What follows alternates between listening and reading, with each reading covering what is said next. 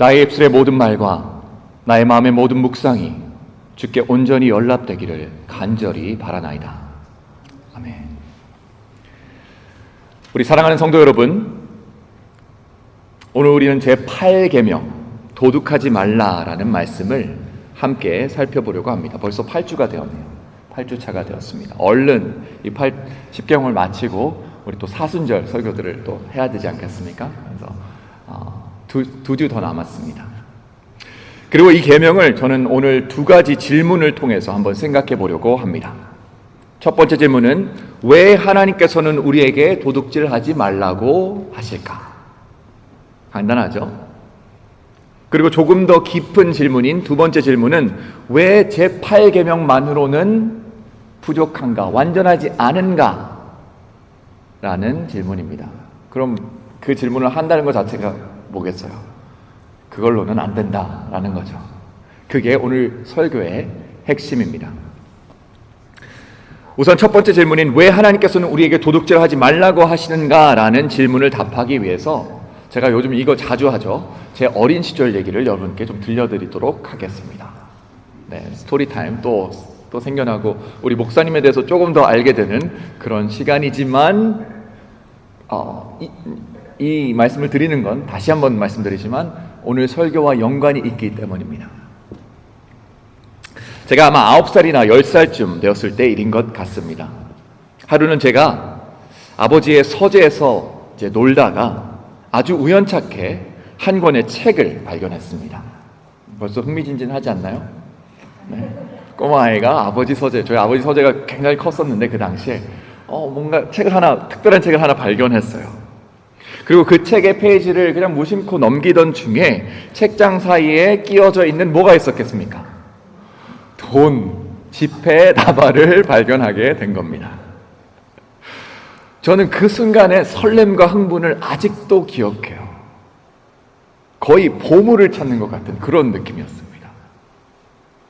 나중에 알게 된 사실이지만, 물론 나중에 알게 된 사실이지만, 저희 아버지께서는 간혹 그렇게 지폐를 여기저기 두세요. 뭐 옷에도 두시고 책에도 두시고, 그게 뭐 저희는 근데 비상금이라고 할 게 없는 게 아무튼 그렇습니다. 돈을 여러 군데 막 두셔서 이제 잊고 계시는 때가 많아요. 그래서 이 돈도 그 책장에 꽂아 놓으셨다가 나중에 잊으신 거예요. 그래서 그게 사라진지도 모르셨다고 나중에 말씀하시더라고요. 저는 그 돈을 발견한 순간 거의 망설임 없이 그 돈을 제 것으로 제가 가지고 가기로 결심을 했습니다. 그 유혹이 너무나도 컸던 거예요. 그 어린 저에게.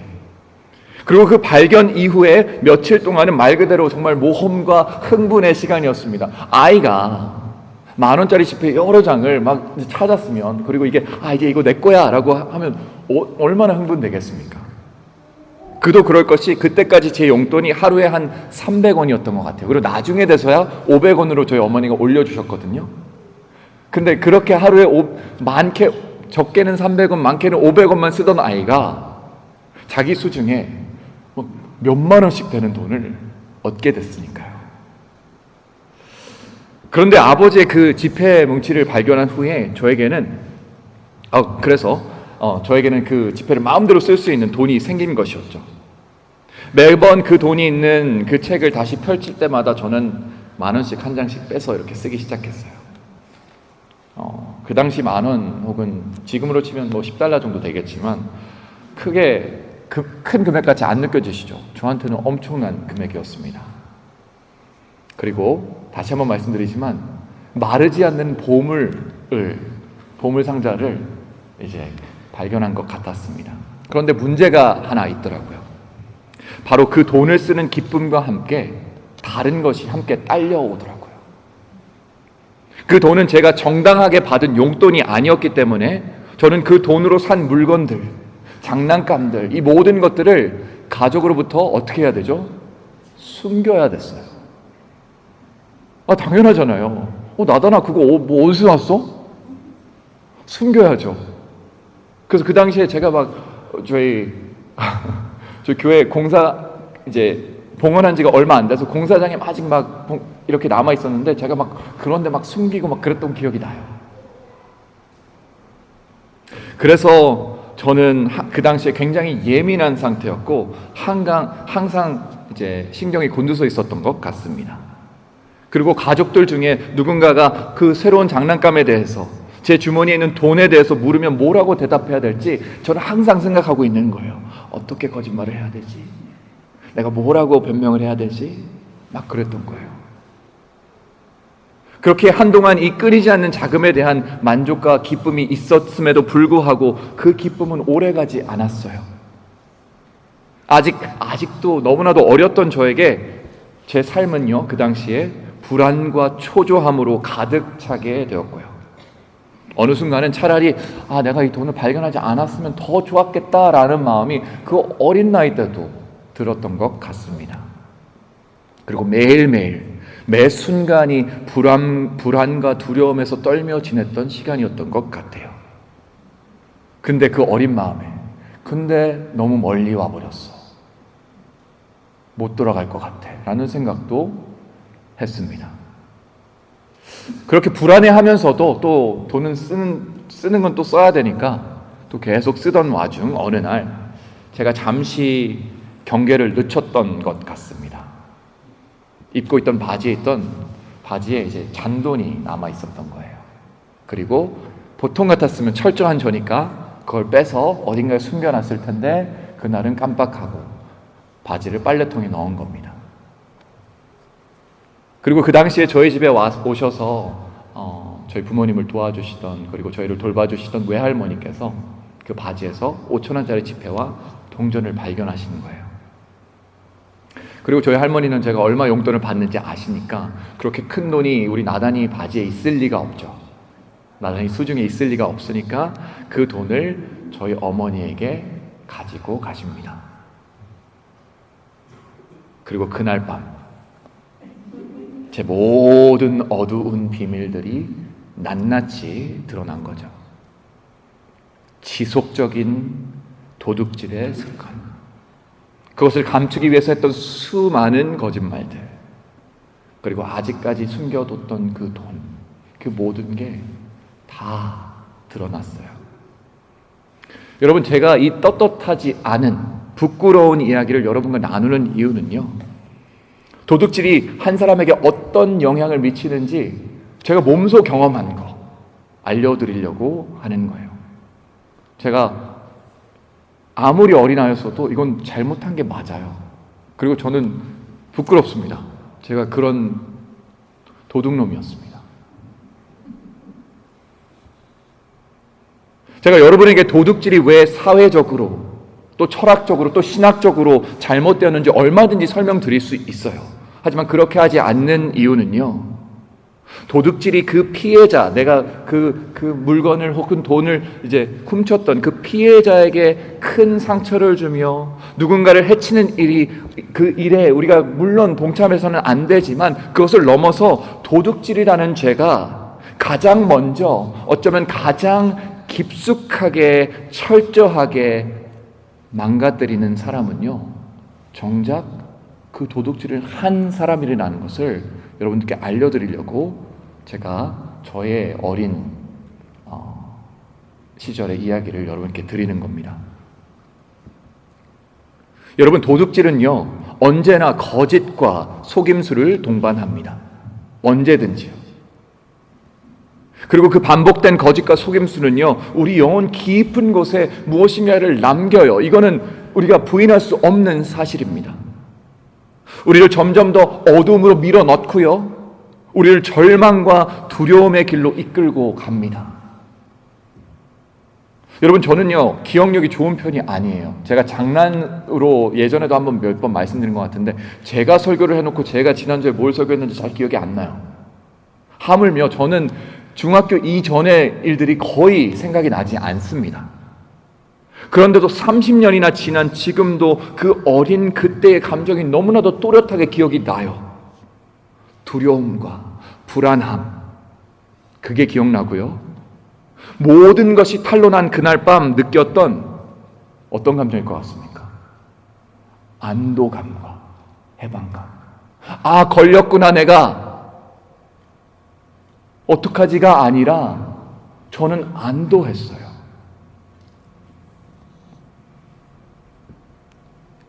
예수님께서 요한복음 3장에서 하신 말씀을 우리는 귀 기울여야 합니다.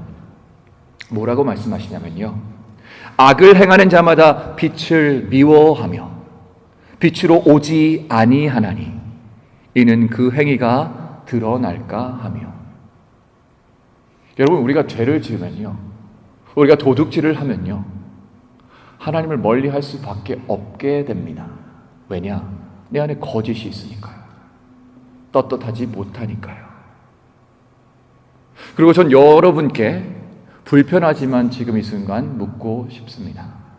혹시 지금 이 자리에 예배하러 오신 여러분들 마음 가운데 마음속 깊이 무엇인가가 숨겨져 있어서 불안해하고 계시다면, 거기에서 오는 어둠 때문에 하나님의 빛을 피하고 계시지는 않은지 한번 여쭤보고 싶어요.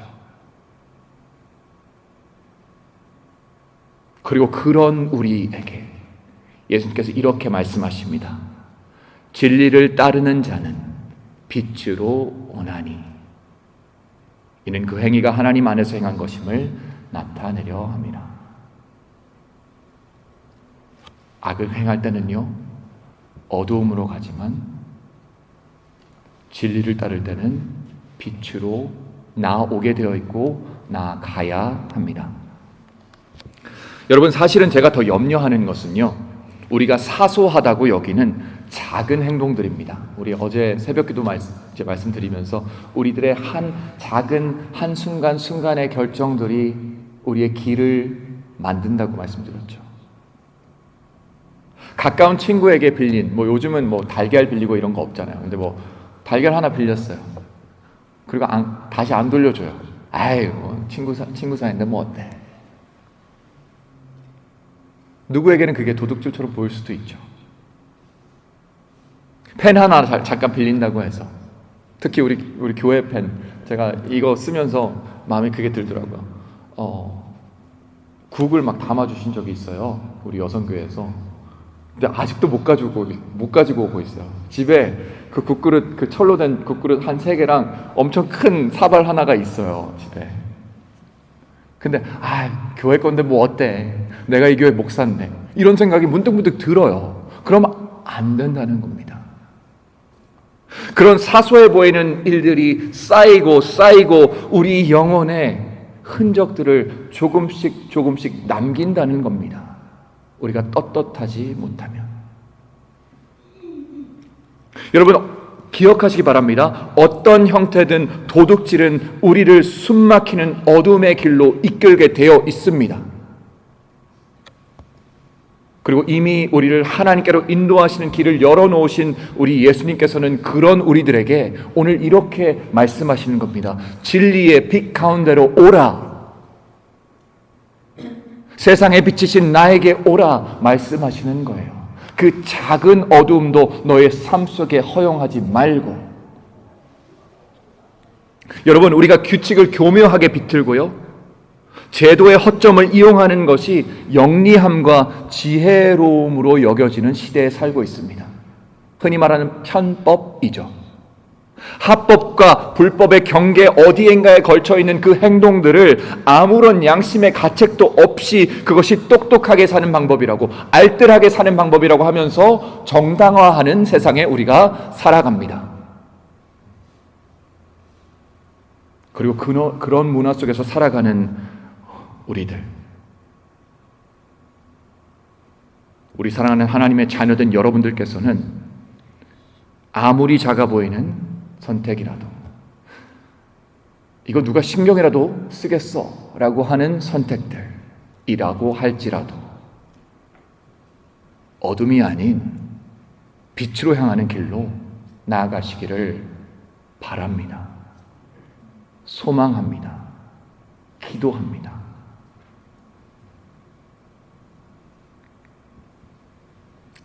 자, 이제 왜 제8계명만으로는 충분하지 않은가? 라는 두 번째 질문에 대한 대답입니다. 우리 산 위에서 하신 설교라고 해서 산상수훈이라고 불리는 이제 예수님의 말씀이 있죠. 그 설교를 통해서 예수님께서는 십계명에 대해서 다시 한번 십계명에 대해서 말씀하시며 당신만의 어떤 해석을 하시는데요.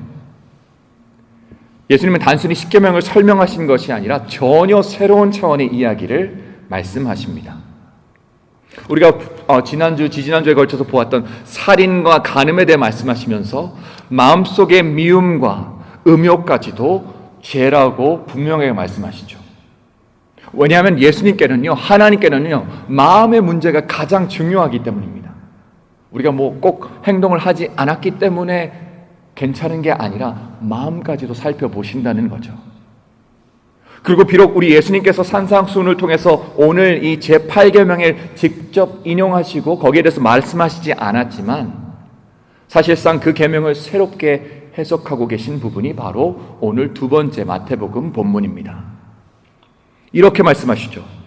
또 눈은 눈으로 이는 이로 갚으라 하였다는 것을 너희가 들었으나 나는 너에게 이르노니 악한 자를 대적하지 말라. 누구든지 내 오른편 뺨을 치거든 왼편도 돌려대며 또 너를 고발하여 속옷을 가지고자 하는 자에게 겉옷까지도 가지고 가게 하고 또 누구든지 너를 억지로 오리를 가게 하거든 그 사람과 심리를 동행하고 내게 구하는 자에게 주며 내게 꾸고자 하는 자에게 거절하지 말라라고 말씀하세요.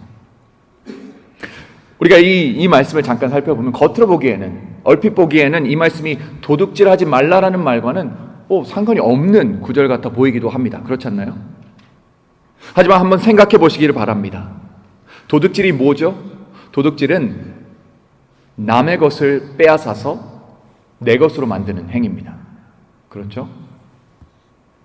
그리고 하나님께서는 도둑질하지 말라고 하실 때 뭐라고 말씀하시는 거냐면 너의 것은 너의 것으로 두고 남의 것은 남의 것으로 두어라 라면서 명확한 기준과 선을 만들어 주시는 거예요.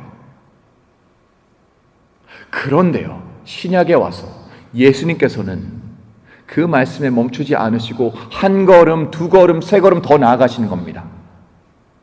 예수님에게 있어서 남의 것을 훔치지 않는 것은요, 굉장히 중요한 말입니다. 최소한의 것이었습니다. 내가 뭘 훔치지 않는 것. 다시 한번 말씀드립니다. 도둑질하지 않는 것은 최소한의 질서이자 예의이며 우리가 지켜야 할 도리입니다. 그리고 예수님께는요, 이 도둑질하지 않는 것이 그저 출발점인 것 뿐입니다.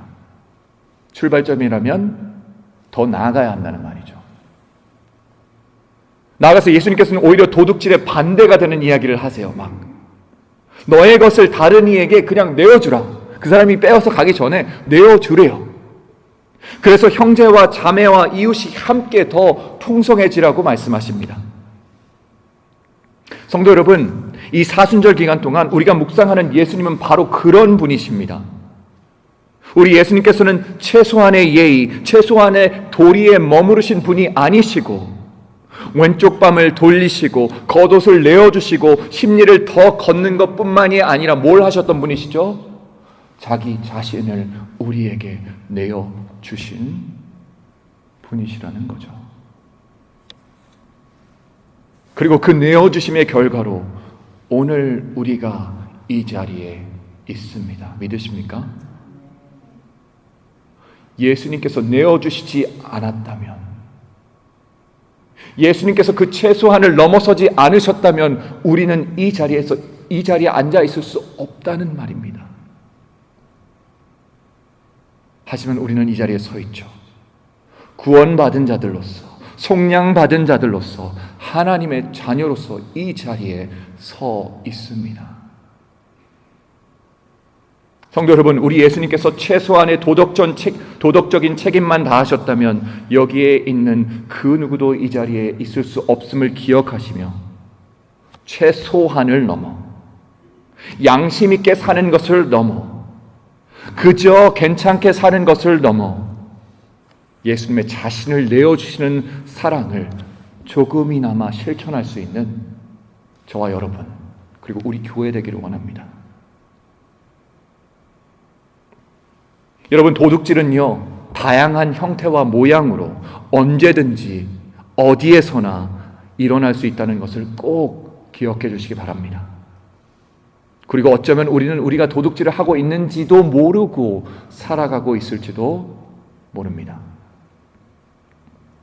우리가 누군가를 너무나도 쉽게 평가하거나 험담할 때, 혹은 그것을 옆에서 듣고도 아무렇지 않게 방관할 때 우리는 한 사람의 인격과 명예를 도둑질하는 걸 수도 있습니다.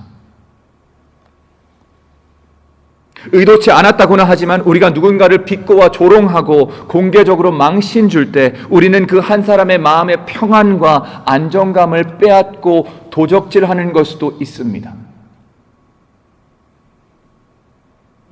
우리가 누군가의 외모나 어떤 특정적인 생각이나 그들의 살아온 삶을 깎아내리고 가볍게 여길 때 우리는 그 사람의 자존감과 그보다 더 중요하게 하나님의 형상이 담긴 존엄성을 훔치고 있는 것일 수도 있어요.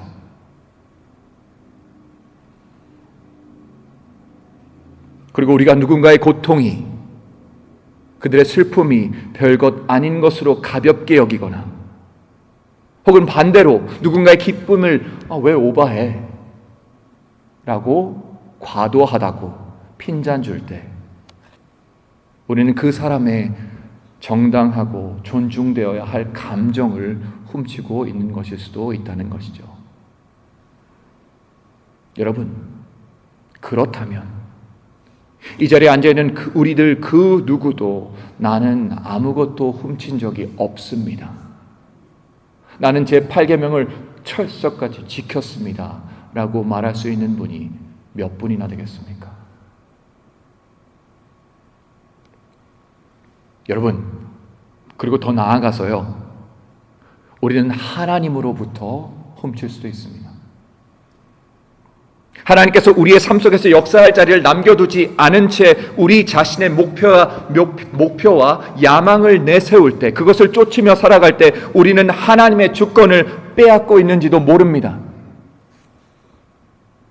하나님의 거룩한 이름을 함부로 사용하거나 하나님의 자녀임에도 불구하고 비윤리적이고 부도덕적인 행동을 할 때 우리는 하나님의 형상과 명예와 영광을 손상시키고 있는 것일 수도 있습니다. 여러분, 이거는 제가 다시 말씀드릴게요. 본질적으로 우리 하나님께서는 우리가 막 하나님 거 뺏어야지 한다고 뺏길 분이 아니세요. 그냥 콧웃음이라고 하죠. 콧웃음? 네, 콧웃음이라고 하죠. 아마 그러실 거예요. 네가 내 걸 뺏어? 근데 말이 그렇다는 거예요. 하나님께 합당히 드려야 할 것들을 드리지 않는 도둑질의 죄. 그 행위들이요, 우리 하나님 아버지의 마음을 아프게 하고 하나님과 우리 사이의 그 친밀한 관계를 무너뜨립니다. 그렇게 이 시간 기도하고 진심으로 바라는 것은 우리가 우리 자신을 위해, 우리 이웃을 위해, 우리 교회를 위해, 그리고 하나님을 위해 도둑질하는 모든 형태의 행위를 멈추자는 겁니다. 멀리하자는 겁니다. 그로부터 뒤돌아서기를 원합니다. 설교 마무리하겠습니다. 사랑하는 성도 여러분, 하나님께서는 우리 모두에게 오늘 분명한 선을 그어라 라고 말씀하십니다. 도둑질하지 말라라는 명확한 선. 하지만 거기에 멈추지 말라고 또 말씀하십니다. 거짓과 이기심의 어두운 길로 내려가지 말라고 하시며 우리를 예수님이라는 빛으로 초청하십니다. 그들에게 내 왼쪽 뺨을 돌려대고 그들을 위한 한 걸음을 더 걷고 요구하는 그들에게 주고 더 보태어 주라고 우리를 부르십니다. 그리고 그것은 확실하게 아셔야 됩니다. 그것은 여러분들이 손해보는 장사가 아니라는 것 기억하십시오. 여러분을 더 가난하게 하려 하시는 것이 아니라요, 오히려 여러분을 더 풍요롭게 하기 위함이자 여러분의 영혼을 살리기 위함입니다. 오늘 우리는 누구를 따르겠습니까? 빼앗는 자입니까? 아니면 생명을 주는 자입니까? 예수님께서는 요한복음 10장 10절을 통해 하신 말씀, 우리 함께 기억하기를 원합니다. 이렇게 말씀하세요. 도둑이 오는 것은 도둑질하고 죽이고 멸망시키려는 것뿐이요, 내가 온 것은 양으로 생명을 얻게 하고 더 풍성히 얻게 하려는 것이라. 우리의 선한 목자 되신 그분, 우리의 구주 되시는 그분을 따라 도둑질하는 자리에서 떠나 제8계명을 넘어서서 기꺼이 내어줌으로 오히려 풍성하고 넉넉한 생명의 길로 나아가시는 저와 여러분 모두 되시기를 이 시간 우리 주 예수 그리스도의 이름으로 간절히 축원합니다. 기도하시겠습니다.